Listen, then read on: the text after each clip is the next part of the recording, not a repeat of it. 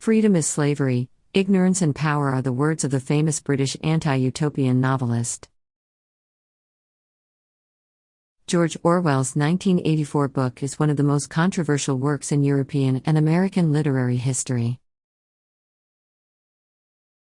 Whether it's 24-hour mind surveillance, betrayal among family members, falsification of history, mind control, etc. I can feel the fear when I read it. Is not scary. You may have read it before, but doing this video is very stressful. But anyone who reads this book is lucky, because the scarier it is for you, the more freedom you have. The more horrible this book is to you, the more it shows how free a soul you have. Ready to change your life and follow 8 Cats book?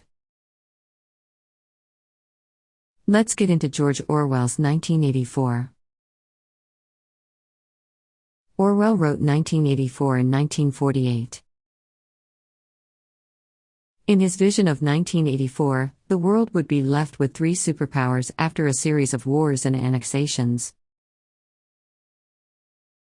Oceania, East Asia, and Eurasia. Oceania is a totalitarian state where the supreme leader, Big Brother, has ultimate power.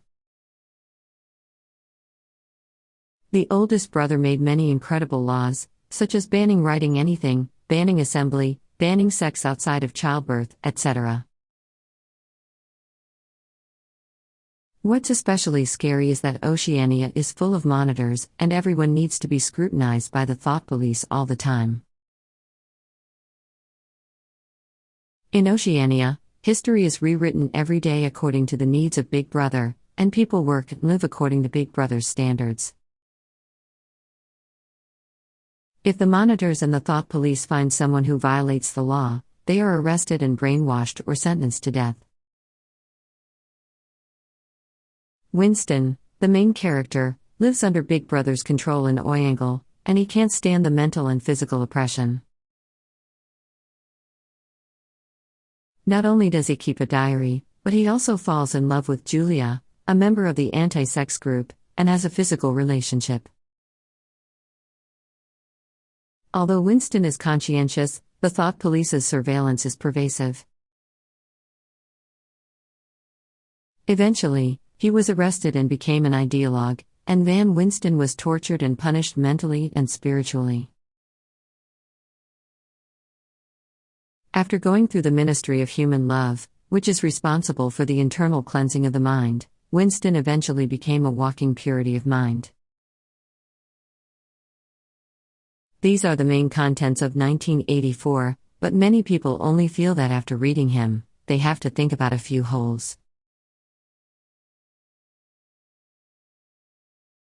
1984 has always been regarded as a model of forbidden political fiction in the 20th century. The text in 1984 is full of absurdity and a bit of dark humor, but as you read it, or rather laugh at it, you feel as if a hand is slowly strangling you. It's as if a pair of hands are slowly choking you, tightening your grip until you're suffocating. The novel opens with a background of the story, and it goes like this. But according to the country, the government was divided into 4 departments: the Ministry of Truth, the Ministry of Peace, the Ministry of Human Love, and the Ministry of Vice. The Ministry of Truth is responsible for news, entertainment, education, and art. The Ministry of Peace is responsible for the war, and the Ministry of Human Love is responsible for maintaining law and order. The Vice Ministry is responsible for economic affairs, and ironically, the names of the 4 ministries are the exact opposite of what they do. For example, the front of the Ministry of Truth building has its own massive slogan of the core truth. The Ministry of Human Love, for example, has its own colossal core truth slogan on the front of the building,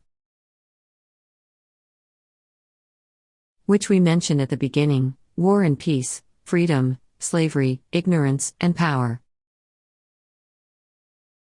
The novel describes him as entering through an intricate road with barbed wire, and even in the street leading to his outer barrier, there are grim-faced guards milling about. They wear black uniforms and carry 2 batons, but what's even more breathtaking is Big Brother's omnipresent surveillance. In the novel, Big Brother is the source of surveillance, and through the ubiquitous battery and the pervasive mind of the police, the people are monitored from all sides.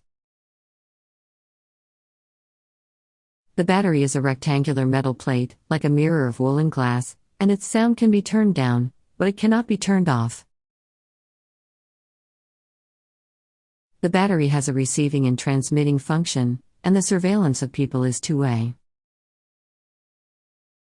This unattractive object penetrates every detail of people's work and life. The heroine takes a considerable risk of falling on her back to slip Winston a little note of love. And Winston can only hide in a toilet cubicle to see the ubiquitous electric battery and control people's lives. For example, the instructions from the battery had a coercive function on people, and the people in the Ocean Kingdom started their day with morning exercises. In the morning, the battery will remind people to wake up with a sound that pierces their eardrums, and make them flap their arms with a happy expression like zombies through the mysterious effect of shaded glass. In addition to the battery, there is also the ubiquitous thought police, who together form a giant net that keeps people under the surveillance of the thought police from birth to death. Even when he's alone, he's never sure if he's alone, no matter where he is or where he is. Asleep or at work or resting, in the shower or bed, he can be watched without notice or knowledge. Even the most humorous writing, if you put yourself in the shoes of a man like that, it's unsettling. The most frightening thing about 1984 is the loss of freedom and the distortion of human nature caused by such a stressful relationship. In the novel, it is written that it is almost typical for people over 30 in Oceania to be afraid of their children. And not without reason, because every week, The Times always has a story about a little honey detective who eavesdrops on his parents. Usually called the little hero, he overhears some of his parents' arrows and exposes them to the thought police. Mr. Parsons was a fool, a standard character who had been brainwashed and had always been very loyal to what his big brother had taught him. But one time, he inadvertently shouted in his dream that he would beat Big Brother, and his daughter heard him and reported him to jail. But when he talked about his daughter, Parsons was sad and proud of his work and felt his daughter was on the right path. When freedom is eroded and humanity is distorted, human beings will eventually come to the tragic end of life dissolution. Everyone lives like a machine or a walking corpse, but the state is a collective life of extremes. The novel says that, in principle, no one can have free time except to go to bed and never be alone.